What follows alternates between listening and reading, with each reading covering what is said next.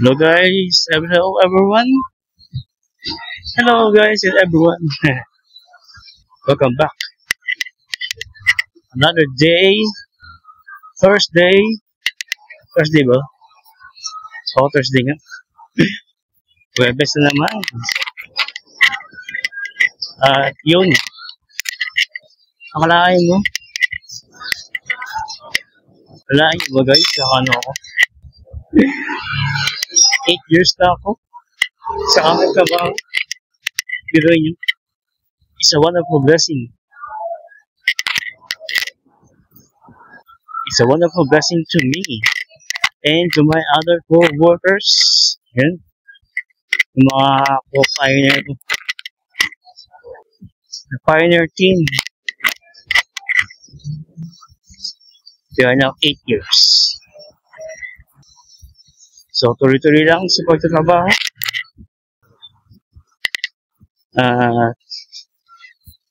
Palawakin, pagyamanin ang trabaho. Despite of lots of challenges that we have. So, anyway, that's all for the work, for my job, for our job.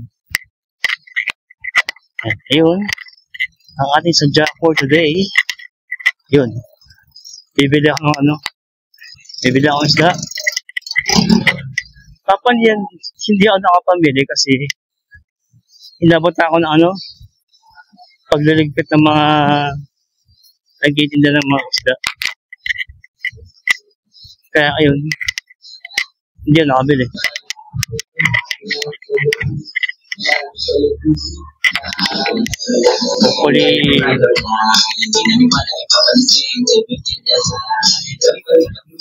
Hopefully meron lang malaking galugong yan.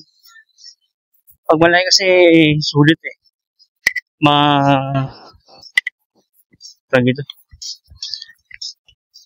magiging sapat yung pakain sa mga alaga natin. Si Wanda, Natasha, at yun, kung malalagyan si Taka, yung apo natin stray cats. Yun, nag-iisa na siya. Parang pansin namin walang ko si Taka. Bali, yung sinerch ko sa Google, kung does cats facing sadness, sa may Google ako, fear and anxiety kapag nawala yung at ganun akong nakasama since childbirth. So wala ng pagkapanak nila. Kaya may possible na matakot, malungkot. Kaya yun ang nakikita ko ay tao. So, ngayon, bibili tayo ng galunggong at magiging ulam sa pananghalian or hapunan.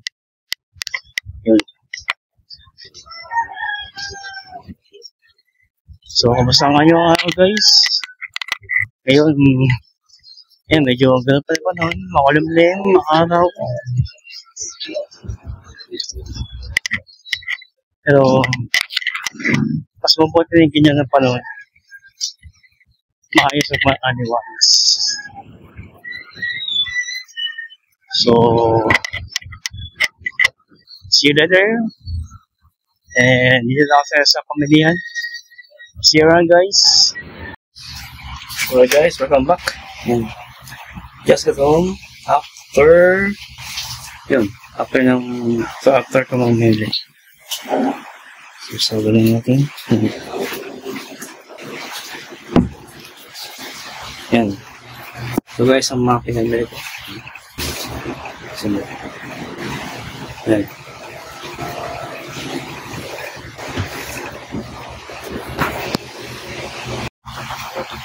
Yan guys, ito na aking pinamili.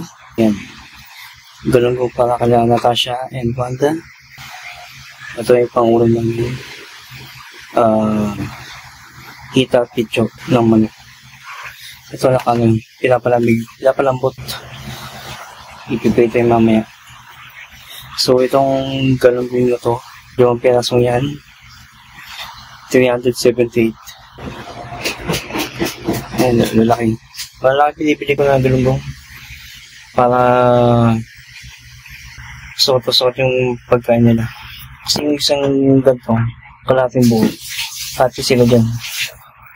So, parang malabas na pulong piraso. Pag naluto at yan, pinakain na sa kanila. And ayun, so parang kulang ko lang 1,000 din kung naipamili ko, pero di ba ako hindi reklamo kasi kailangan talaga to. So yun po for today guys, and I'll see you on the next one. Please like, share, and subscribe my YouTube channel for more updates and life experiences. And mamaya papart akong ulit. And thank you so much. Hope proud of you guys. See you on the next one.